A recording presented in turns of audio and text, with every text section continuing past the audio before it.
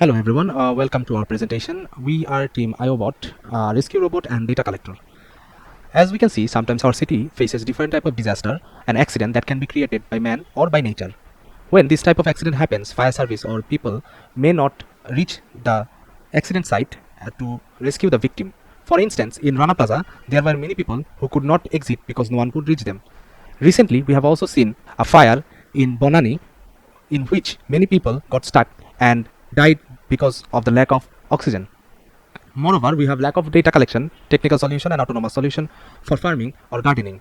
Furthermore, to detect the leaf of tree disease, we hardly use technical solutions.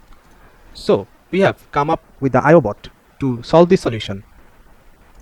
Our solution includes a robot that can detect fire, humans, and collapse. After detecting the person, it can help autonomously victim by sending them health kit, hammer, which can save their life.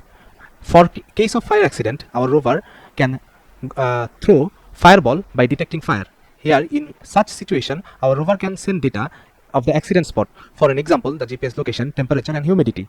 Moreover, besides the above solution, our rover can perform as data collector for farming and gardening autonomously. It can collect data like pH, humidity, temperature, moisture from soil. Soil condition monitoring system allows farmers to collect data about rainfall, temperature, and other metrics over time to track trends and predict irrigation needs.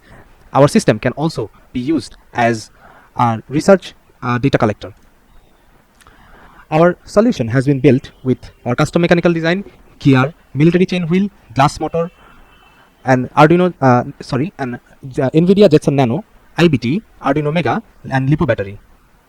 On the software end, we have computer vision, Pandas, PyQt5, and Arduino. We are working on the novelty of our project and building the solution better by collecting feedbacks.